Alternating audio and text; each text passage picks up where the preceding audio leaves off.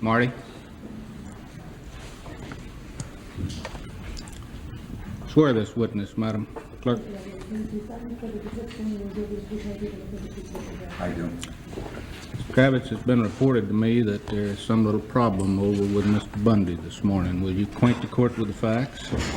Yes, sir. At approximately 1 a.m. this morning, my officers that were on duty on the 4th floor, First of all, state your name and official position in the record. Martin Kratz, K-R-A-T-Z, Sergeant, Dade County Department of Corrections and Rehabilitation. Go ahead. At approximately 1 o'clock this morning, my officers on duty on the 4th floor at the jail heard the sound of breaking glass coming from the safety cell area. Two of the officers immediately responded to the area where they found broken glass all over the entranceway to Mr. Bundy's cell. On further examination, they found an orange had been thrown through the bars, smashing one of the two special lights that had been placed in cell 405 for Mr. Bundy. They attempted to collect all the glass and they found certain pieces of the glass missing. They then removed Mr. Bundy from cell 405 and placed him in cell 406, searched the cell and found additional pieces of glass in the back portion of the cell. Mr. Bundy was then placed back into his cell where he went back to sleep. This morning at approximately 15 minutes before 8, I went to Mr. Bundy's cell to awaken him so he could get dressed to come to court. I could not get him to get up. I proceeded to place the key in the lock of the safety cell and found that the key would not fit into the lock. I took my flashlight and upon closer examination of the lock, I noticed that the lock had been jammed with what appeared to be toilet paper. Was this from the inside the cell or outside? From the outside, Judge. The lock can be reached if you place your hand through the bars. You can reach around and get to the lock. All right. I proceeded to notify the shift commander, Sergeant Gallis here in the courthouse, and yourself that there would possibly be a delay in getting Mr. Bundy to court this morning. I had my maintenance crew come down. We picked as much of the paper out of the lock, which turned out to be toilet paper. We forced the key into the lock and did get the lock open. I asked Mr. Bundy if he was getting ready for court. He says it's not 8:30 yet. You weren't supposed to pick me up until 8:30. This was approximately 8:15. When I left the jail, Mr. Bundy had been given his clothes and his shaving equipment. He was sitting on his bunk reading a letter. He had not made any attempt to get dressed or to shave. All right, sir. Did other personnel contact him this morning? Sergeant Gallis from also of our department spoke to Mr. Bundy, and I cannot give you an exact quote as to what he said since I wasn't in full hearing range. It was something to the effect that I'll get ready when I feel like it. All right. Any counsel want to question Sergeant Kravitz? I would appreciate if the court give me a chance to go and talk to Mr. Bundy. Well, the court's going to have some comment about that in just a minute, Mr. Hart. Does anybody else try to bring him over, Sergeant Dallas? Your Honor, I have two officers that are in attendance at the jail the last Will week. they come forward to identify themselves?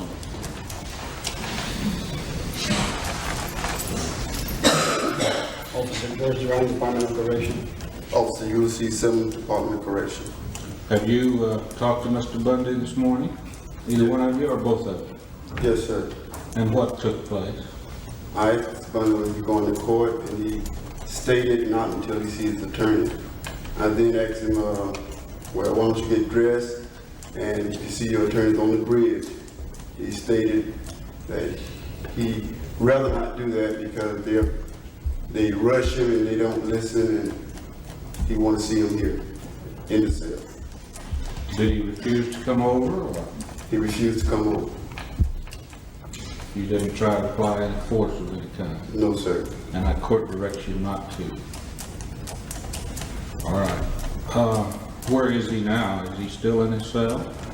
Yes, sir. He's aware the court was going to start at 9 o'clock. You discussed that with him? Yes, sir. Any attorneys have any questions of these gentlemen? All right. Anything from the state? No, sir. Witnesses are ready. We're ready for trial. So's the court. either. All right, gentlemen, thank you. I want to instruct council to go talk to Mr. Bundy, and it's now 10 minutes after 9. 9:30, the court is going to reconvene, and if he has voluntarily absented himself as he has at this proceeding, the trial is going to continue. I want you to communicate that to him. I want him to be fully appraised of that.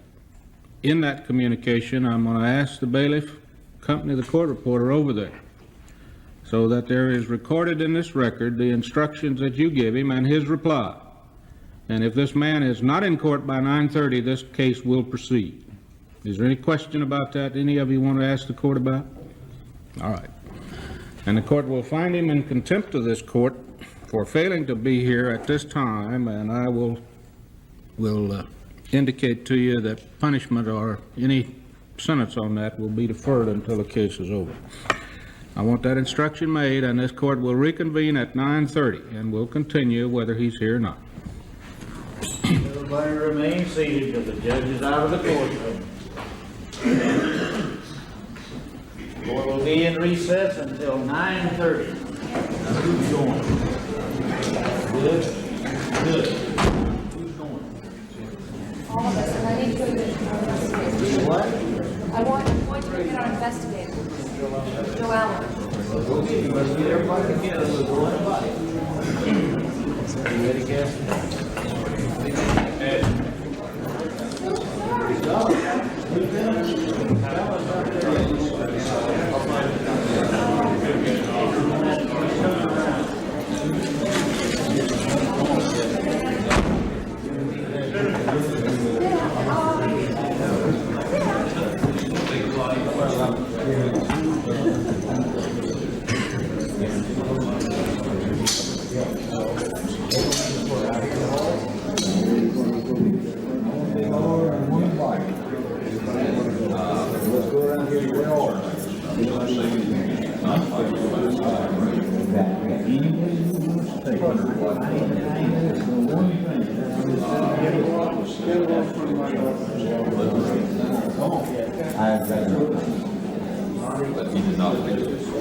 I'll be doing it now. Yeah, excuse us just a minute. We got something we got to talk about.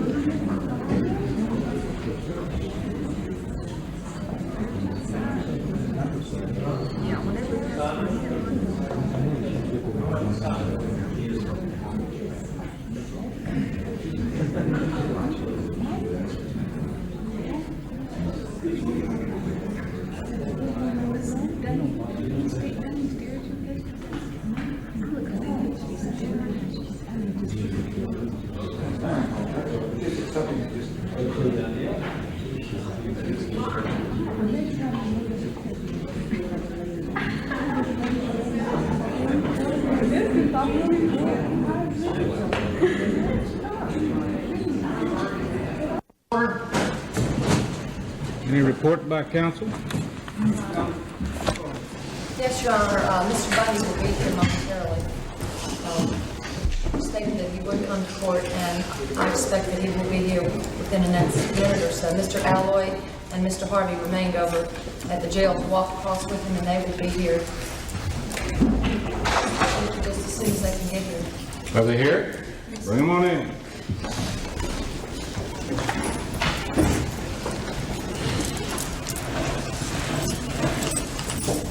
Mr. Bundy? Yes, sir. The court wants to talk to you, man. Come up to the bar here. What happened? What happened? Where? You mean in the jail? The court was supposed to start at 9 o'clock. Well, it was necessary for me to communicate with my counsel, and I felt the issues that we had to deal with were serious enough that the extraordinary situation did arise, and I apologize to the court. The court has already found you in contempt of this court. Well, I know that's probably the least of your worries. Yes, Your Honor, I have to say that. It's the least I have to word right now, but that's not to say that. I want to tell you something, young man, and I want to tell you clearly and unequivocally so you understand. This court is not going to follow your schedule. This court is going to set the time when we convene and when we do not convene. I've given you every conceivable privilege to discuss matters with your counsel, to be with your counsel, and if there's any more delay in this court's proceeding occasioned by your voluntary acts, we're proceeding without you. And I want you to look up some cases when you go back in the law library so you're fully familiar with where we're going. Have the site, John? Yes, sir, I happen to have the sites. Okay. The Florida case is State versus Melendez at 244, 137. And I want you particularly to look at the language of the United States Supreme Court in Diaz versus United States at 32 Supreme Court Reporter 250. And the language is very clear concerning that. The court wants you to be forewarned because I'm not tolerating any more of this. Is there any question in your mind? Well, there's no question in my mind, Your Honor, except I think that the court should be aware, and perhaps the court can tell me how I can hold the jail in contempt and the... You can quit breaking lights and throwing oranges and stuffing toilet paper in a lock. That's how you can not hold them in contempt. Where are my files in Leon County? There are a number of officials, both in and around this case, not in this courtroom, but in the Dade County Jail, and the sheriff in Leon County who have not complied with this court's order. Since I have been in Dade County, I've been allowed... Don't shake your finger at me, young man. Don't shake your finger at me, young man. Of 1.5 hours. That's fine. You can shake it at Mr. Haggard. He probably deserves it better than you. He occasionally shakes his finger at me, Judge. Of 1.5 hours of visiting when other inmates have been allowed 6. I've been here 3 weeks and had 4 visits. I've never been taken outside in the 3 weeks I've been here. I've been taken to the law library 3 times in 3 weeks. Yeah, on at least 3 of the occasions, you sit up there and just talk to Sergeant Pratt.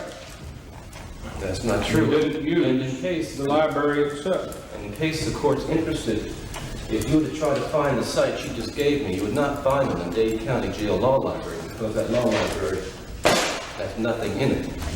Now, it's a joke, but it's a better place to read than in that small interview room. What I'm saying to you, Your Honor, is I'm laboring under conditions which are causing me stress which this court is not aware of. And I'm not talking about the stress of this case.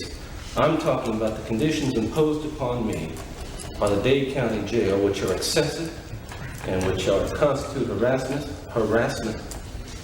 It is an attempt by the system, I think, to coerce me, to wear me down. There is no justification for the treatment I'm receiving. I'm given a strip search after I see my attorneys. Now that is unconscionable. There is a concerted attempt on the part of the correction system in this county to constantly place more stress and pressure on me than I experience in the courtroom. Now, this railroad train may be running, Your Honor, but if I want to get off, I'll get off. If I need to demonstrate to the court that there are things happening outside this courtroom that are influencing and affecting me. Now, I think there comes a time, and I've petitioned this court, and I've petitioned the county on several occasions to improve these conditions and to comply with federal law and to comply with their own procedures. But they have not. And there comes a time when the only thing I can do is passively resist escort. Now, I have a great deal of potential to deal with the situation, and I've only exerted that part of my potential which is nonviolent. You indicate to the court you're going to... No, I'm saying to potential the is court. violent? No, I'm saying to the court. Seeking ye shall find, and knocking it'll be opened unto you. Remember that. Praise Always God. remember that phrase. Hallelujah. But I'm saying to the court, that there are certain things that have to be improved. And I'm not asking for special privileges, but I'm getting special treatment. And I'm getting a special brand of coercion. And I'm enough of a man not to take it. Now, I'm not going to stand in this court and insult the court. And I'm not going to stand in front of the jury and watch my chances for an acquittal go down the drain.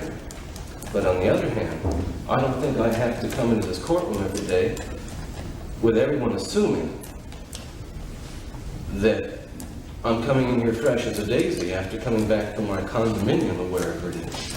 I leave here, and I go back to that hellhole, the jail. And I'm telling you, Your Honor, that I have got to communicate to someone. Someone in this county has got to have the power to direct the persons who administrate that jail to follow their procedures when it comes to me. And someone, Your Honor, perhaps, has got to have the power when you say that I'm entitled to use the law library, entitled to have visits like anybody else, that the county should be able to follow those instructions rather than disregard them as convenient warrants. So today was an extraordinary situation. I apologize to the court, but I don't apologize in one respect because I think it's warranted. There comes a time when I just have to say, whoa. And that's where we are. I've heard the court, I've had the sites, and I'm here. Let me say to you, if you say whoa as it relates to these proceedings anymore, I'm going to be using spurs and overcome that whoa. Giddy up, as it were. You bet. And this court is going to proceed on schedule without your voluntary interruption. Now, that's all I want to communicate to you. Okay. And we're not going to have it anymore. If we do, we're going to go ahead. And I want you to discuss that with your counsel. I want you to know your rights as it relates to that. But I also want you to know that as forbearing as this court can be, it can also be just that strong. I don't think there's any equivocation on that in your mind. I'm willing to accept the consequences for my actions, Your Honor, and anything I do, I'm aware of what the court will do, and that's where we are. Then we're together. We sure are. Bless your heart, and I just hope you stay with us, because if you don't, we'll miss you. All right? All these people won't pay their money to come see you.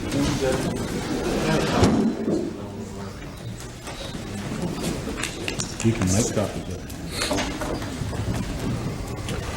Bring a jury in, Mr. White. Yes, sir. Very much.